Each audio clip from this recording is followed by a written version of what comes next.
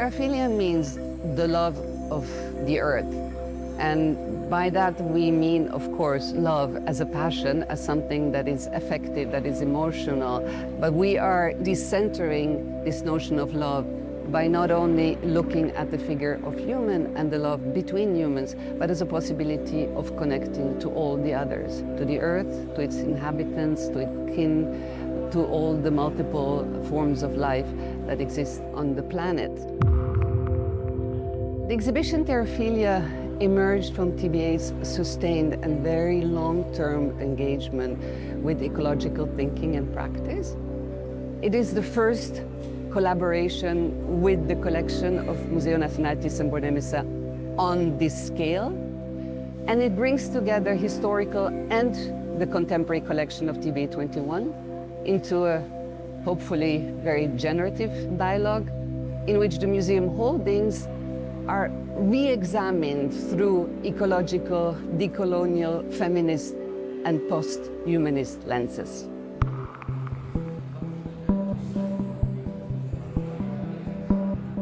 Este es un proyecto muy especial porque es la primera vez que se cambia el recorrido expositivo de las salas del Museo Thyssen, y para nosotros será importante trabajar con la arquitectura como un agente activo que participa en las relaciones entre los visitantes, las obras, el espacio, y que no se entienda como un espacio neutro, porque la arquitectura siempre es política.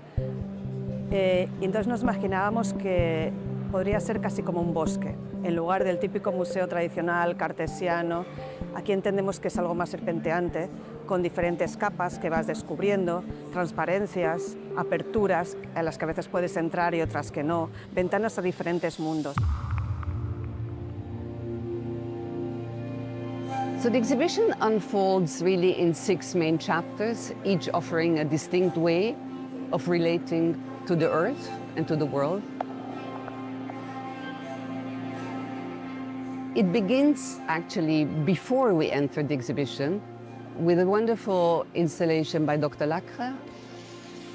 Son collages de imágenes, sobre todo de deidades y de monjes budistas y de esculturas africanas. Y bueno, todas estas imágenes de poder las recorté y les intercambié las cabezas. Y creo que eso, bueno, empieza a ser como todo un juego en donde se mezclan distintas cosmogonías, ¿no? Y me interesa mucho hacer como una nueva ideología, tal vez un poquito, ¿no? El término monomito habla de esto, ¿no? De que nada es totalmente puro, sino que todo está como mezclado y que todo es un poco como parte de una misma historia, ¿no?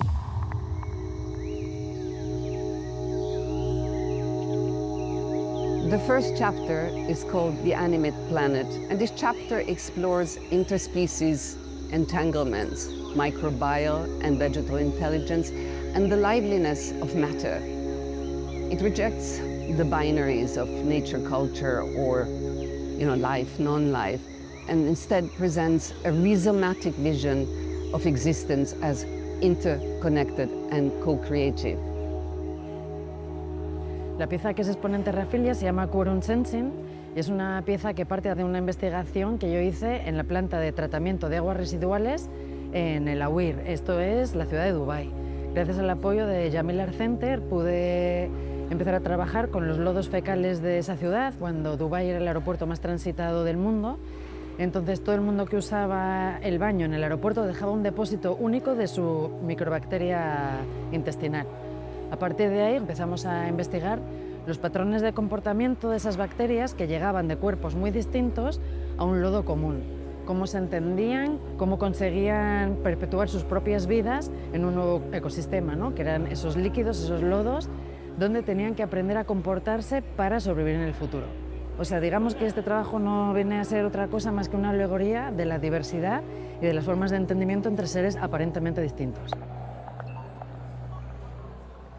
This piece really talks about the ongoing research that I'm doing on the fungus ergo, and I was especially interested in this subject because there's also a very close relationship between the way this parasite functions and attacks the body of the plant and the body of humans. And it was a very important species also used for medicinal ancestral knowledge through many centuries. So there's a question of like poison and cure and this kind of like coevolution and symbiotic relationship between all these species that I was very interested in. Moving through the first chapter, we enter the second space, which we call the art of dreams. And this section explores dream states as both epistemological and ontological openings. So it's a way of knowing, but also of understanding existence through dreams and dream knowledge. Me interesa cuestionar las lógicas coloniales dentro del mestizaje en relación a los cuerpos de la disidencia sexual. Es una danza ritual que está basada en una práctica que se llama toro encuetado en Nicaragua, y esta práctica consiste en la quema de un símbolo que representa la Europa, digamos que el toro. A través de esta ceremonia nos invita como a soñar otras posibilidades de construirnos otras identidades dentro del territorio mesoamericano. Logramos apreciar durante el ritual como una acción en la cual me unto con las cenizas de lo que queda, digamos, de esa quema, de esa búsqueda de entendernos más allá de estas normativas y estas lógicas coloniales. We move into the objective world, and here the exhibition turns to the Enlightenment idea of objectivity and naturalism. And with it comes sort of the desire to classify, to measure, and to control the world. From there, the next chapter challenges the colonial logic of terra firma, which is land defined as stable, as ownable, and divisible. And instead it highlights land as being alive, as being vulnerable and inspirited through indigenous, ecological, and decolonial perspectives. It emphasizes sort of a relational understanding of the earth as something to be tended, as a living relation, and as a ground of memory, struggle, and responsibility. So here the curator, Daniela Zyman, has paired me next to two Hudson River School painters, 19th century, whose vision really was to present a kind of Arcadia, a sort of new, untouched, unspoiled America. And as you see in these pictures, they're largely devoid of people. And having studied and researched and visited their museums, mostly in upstate New York, I decided to kind of come up with a counter or provide that other half of the story of the people that were actually populating the land at that time and before and still now.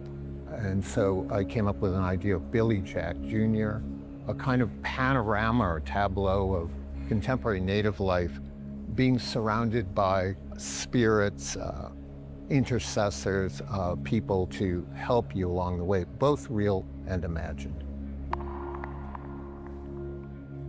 Abrazos es una serie en la cual trabajé a partir de archivos de diferentes conflictos internos en diferentes sitios geográficos y habla del proceso de paso. Entonces son imágenes de archivos durante esos conflictos en las que se puede encontrar la víctima con su victimario y se unen.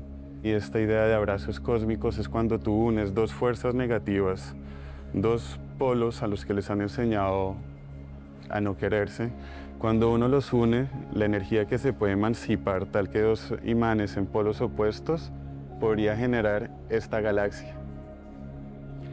Amigos Ancestrales es una obra que habla de otra serie de conflictos. Habla de defensores de la tierra y el medio ambiente, de todas estas personas que han dado sus vidas a la causa. Todo mi trabajo gira en torno a la ficción y la producción de ficciones que intentan revivir, revisitar o reformular una manera de vivir anterior a la modernidad en la que las plantas, la naturaleza, los animales tenían una relación mucho más cercana con las personas, ¿no? Y me hace muy feliz que esté la pieza dentro de esta conversación entre tantas piezas que hablan de la tierra, de una tierra enferma y sobre todo en relación a unas tradiciones ancestrales y en ese sentido el que esté rodeada de la obra de Daniel Otero o de Brad Kalhammer, incluso Sissel Tokas, me parece muy pertinente y muy interesante, ¿no?, por todas las cosas que envuelve, ¿no?, unas ideas de extracción y de uso de un medio que seguramente era muy diferente antes, ¿no?, y que nos ha llevado a la crisis en la que estamos.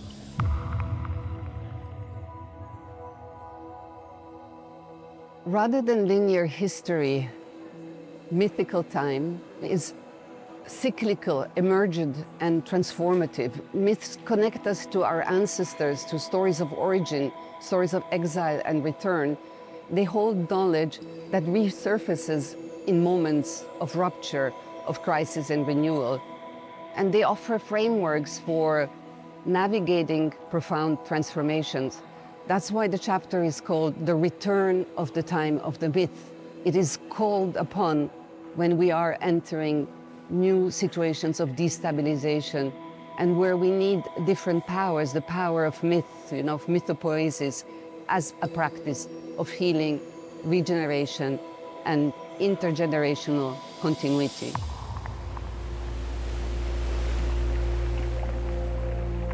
So finally, the chapter Oceanic Cosmogonies submerges us literally into the ocean as a site, again, of memory, speculative futurity, but also a space of origin, the space where life was created. Oceanic thinking resists borders and linearity and proposes instead a fluid and pluriversal ontology rooted in transformation and feminine ability to sort of reimagine our kinships. There's a wonderful installation commissioned for the exhibition by Sissel Tolas.